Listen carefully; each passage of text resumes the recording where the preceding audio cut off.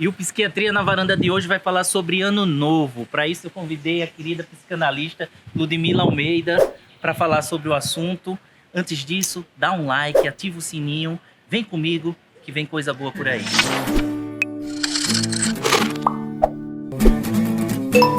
Final de ano, a gente já começa a organizar a ceia, a pensar em que cor vai usar na virada, com quem a gente vai passar. Mas e aí? Como foi o seu ano? O que de novo aconteceu ou o que aconteceu de novo? Foi o ano que foi ruim, mas o que a gente poderia ter feito para fazer mudar essa realidade? O ano novo está na porta. Réveillon significa acordar, despertar. E é para isso que após 365 dias encaramos uma mudança no calendário, um novo marco, que para muitos pode trazer esperança e significar recomeço. Mas também é um tempo em que algumas matérias mostram como um aumento dos casos de depressão. E não é à toa que no Centro de Valorização da Vida, CVV, organização não governamental, que atende diariamente, 24 horas por dia, pessoas com demandas de ideações suicidas, registram nesse mês de dezembro um aumento na demanda em 15%. Ludmila Almeida é psicóloga e psicanalista aqui em Maceió. Como autora da página Psicanálise e Poesia no Instagram, conversa diariamente com um público de cerca de 41 mil pessoas sobre assuntos diversos que trazem infinitas reflexões. Pois bem, falar de Ano Novo, eu lembro automaticamente que o ano passado, no dia 31, eu escrevi uma listinha de resoluções de Ano Novo, algumas coisas que eu não consegui, inclusive, realizar. Será que ainda dá tempo, Ludmila? Já vem você com essa pergunta, dá vontade de dizer não, não dá tempo, porque na verdade, brincadeiras à parte, a gente precisa pensar que talvez seja uma resolução que não caiba no que restam das folhas do calendário de 2018. A gente precisa pensar no que é possível ainda e não no que a gente procrastinou. O ano está acabando, a vida não está acabando, a vida não se encerra na transposição entre o dia 31 e o dia 1º, certo? Por falar nisso, esse é um ponto que frustra muita gente, né? As expectativas que não foram realizadas e o que não foi possível no ano que se passou. Sobre essa necessidade que o ser humano tem, Ludmila, de condensar em 365 dias todas as suas vitórias e derrotas, como é que você enxerga isso? Eu penso que é muito natural, certo? É um período que se faz um balanço, de fato, né, sobre como se viveu esse ano, né, o que se pretende no próximo ano. Vive-se um momento até em que a autocrítica também ela pesa bastante na consciência e isso pode gerar, né, aspectos depressivos em algumas pessoas, como também tem outras pessoas com um funcionamento mais leve, em que enxergam a vida com mais esperança, mas esse balanço é natural.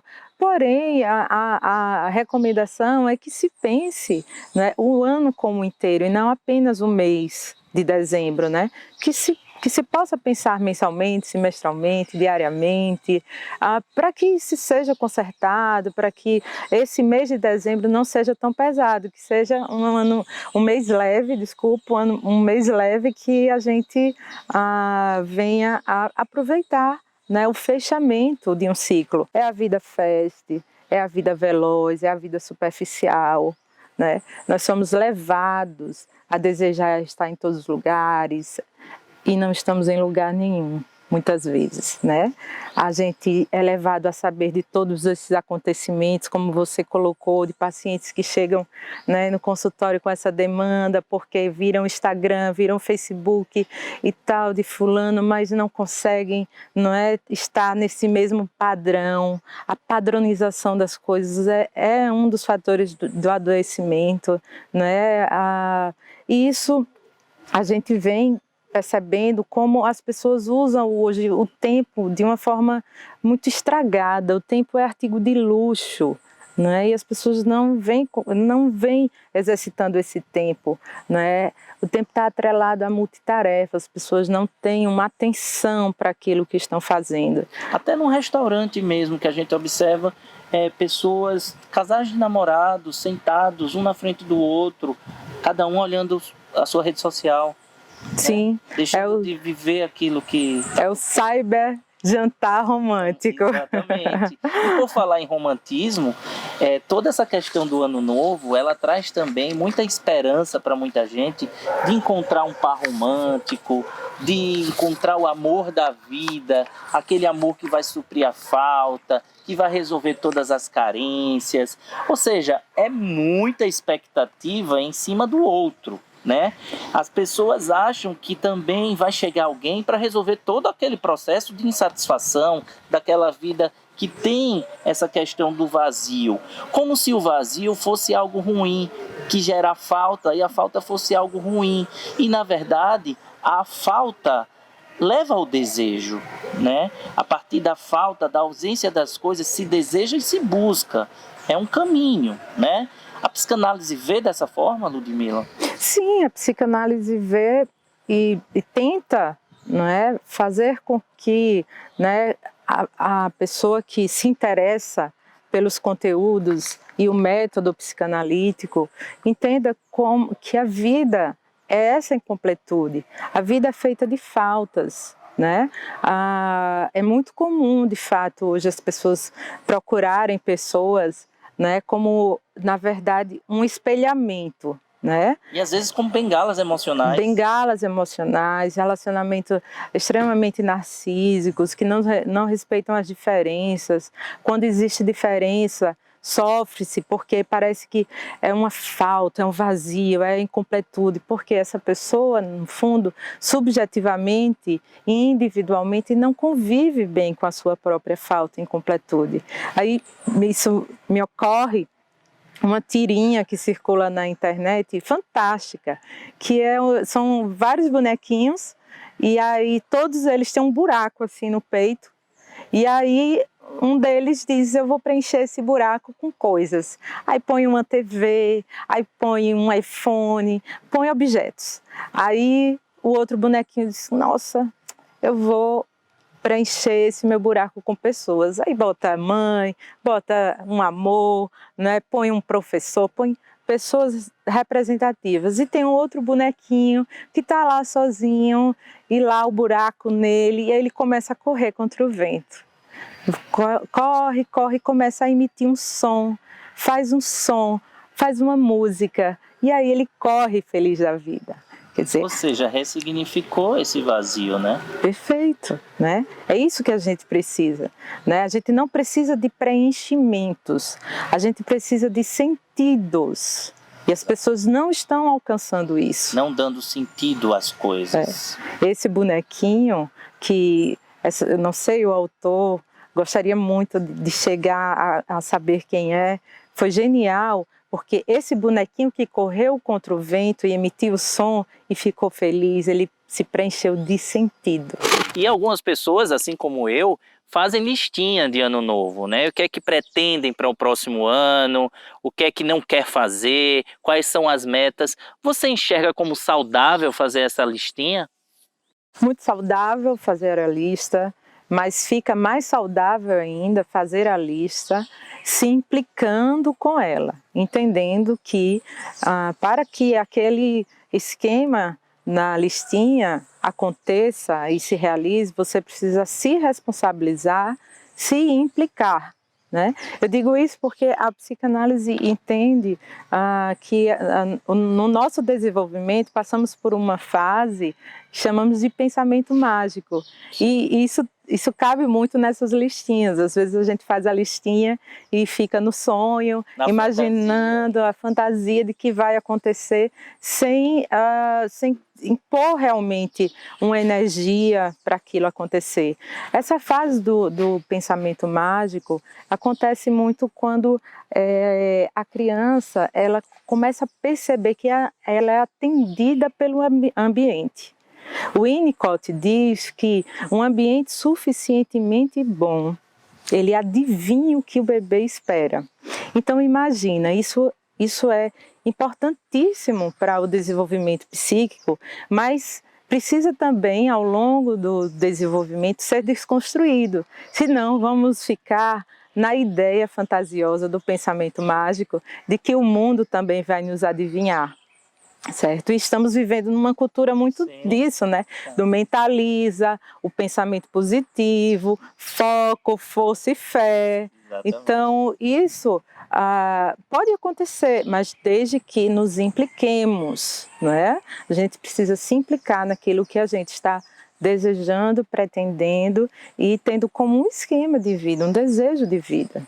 Exatamente, né? E aí, Freud fala disso, né, do pensamento mágico, mas a gente também pode transpor isso para a modernidade. Tem algumas letras, algumas músicas que falam sobre isso, né? Perfeito. E eu gosto muito da poesia, dos poetas. O Freud disse, inclusive, que em todo lugar que ele esteve, em toda ciência que ele construiu, um poeta esteve antes dele. E isso me faz lembrar, né, para a gente poder substituir um pouco essa coisa do mentaliza, essa coisa mágica, né, do pensamento positivo, pensar um pouco naquela letra do Los Hermanos, né, quando ele canta aponta para a fé e rema. Quer dizer, não esquecer de remar. Não pode esquecer de remar. A gente pode ter a fé, a esperança, o desejo, mas tem que remar. Exatamente. Então, essa época do ano nos remete muito a isso, né? A fé, a prosperidade, ao desejo. A gente deseja muitas coisas para os outros e para a gente também, né? Vamos falar de desejo, né? O que é o desejo para a psicanálise? Você está me colocando hoje contra a parede. Vou novamente recorrer aos poetas. Eles são sensacionais. Adélia Prado diz uma coisa, porque tem um ditado popular que diz assim: fulano tem a faca e o queijo na mão. Sim. Né? Então a Adélia Prado, ela desconstrói isso e diz assim: eu não quero nem a faca e nem o queijo. Eu quero é a fome. Entende? O desejo. O desejo é a fome. O desejo é essa força. A falta. É a falta. A gente sente fome porque está sentindo falta de algo para nos nutrir.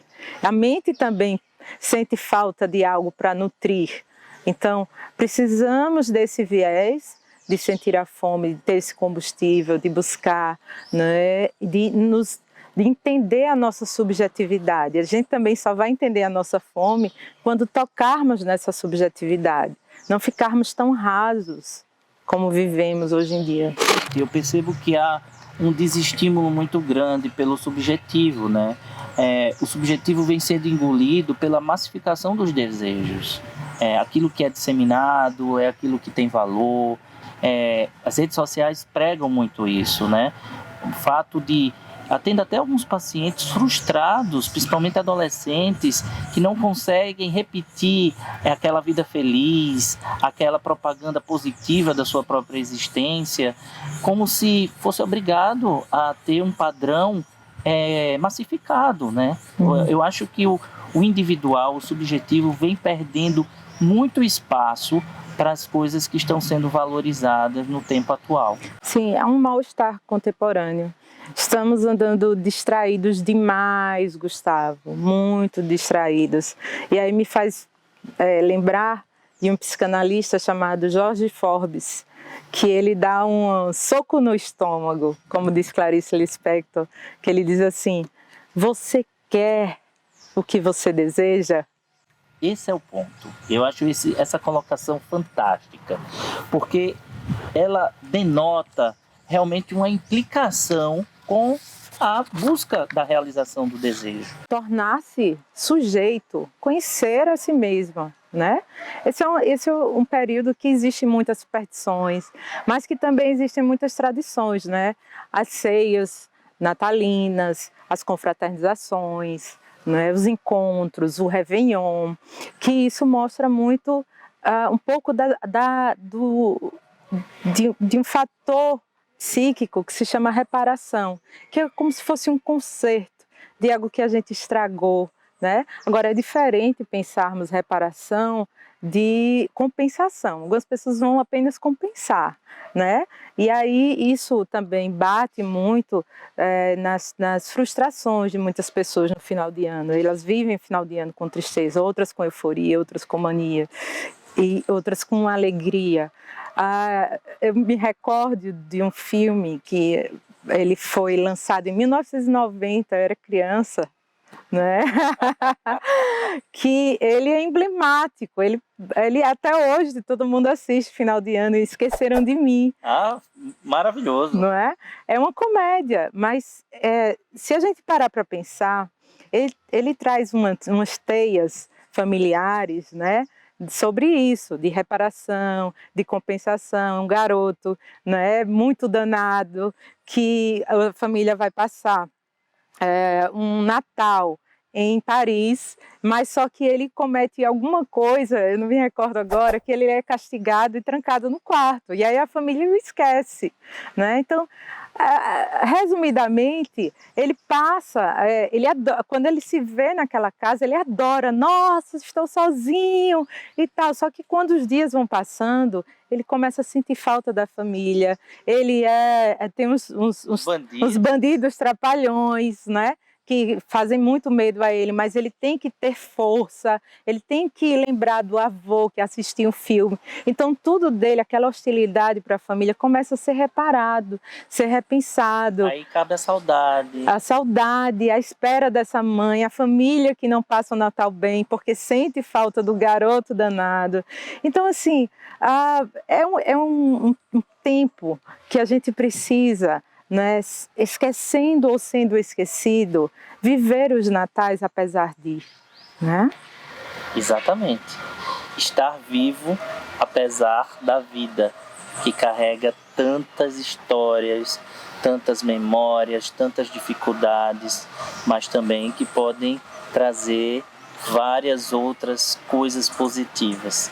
Através das dificuldades a gente também vence obstáculos. Sim. Por isso que diante dessa conversa tão despretensiosa, que é impossível pela sua complexidade condensar em poucos minutos em um único vídeo, o que muitas pessoas tentam condensar em 365 dias, que eu penso em me despedir de vocês com um poema de Drummond, um poema genial que fala sobre o Ano Novo, receita de Ano Novo. Para você ganhar belíssimo Ano Novo, cor do arco-íris ou cor da sua paz, Ano Novo sem comparação com todo o tempo já vivido, mal vivido talvez ou sem sentido, para você ganhar um ano não apenas pintado de novo, remendado as carreiras, mas novo nas sementinhas do vir a ser, novo, até no coração das coisas menos percebidas, a começar pelo seu interior, novo, espontâneo, que de tão perfeito nem se nota, mas com ele se come, se passeia, se ama, se compreende, se trabalha. Você não precisa beber champanhe ou qualquer outra birita. Não precisa expedir nem receber mensagens. Planta recebe mensagens, passa telegramas. Não precisa fazer listas de boas intenções para arquivá-las na gaveta.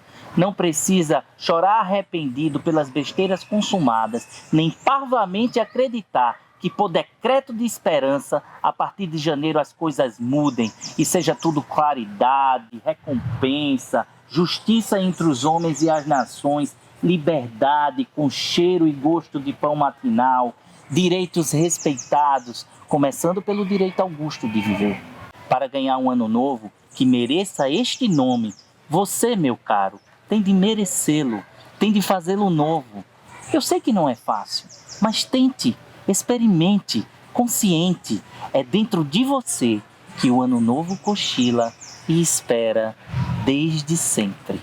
Ludmila, muito obrigado por essa conversa tão rica e tão reanimadora, inclusive para mim, que tive as minhas resoluções de Ano Novo não totalmente resolvidas, né, conquistadas, mas que comecei a compreender melhor que o Ano Novo está aí, que a vida continua, que traz novas esperanças, desde que a gente se implique em todo esse processo. Perfeito, Gustavo. Muito obrigado, estou muito feliz. Muito obrigada, boas festas, Feliz Natal. Feliz Ano Novo. E você que gostou, marca os amigos, compartilha nas redes sociais, Segue o Diário do Psiquiatra aqui no YouTube. E ativa o sininho para receber as notificações. A gente se vê no próximo. Um abraço. Tchau, tchau.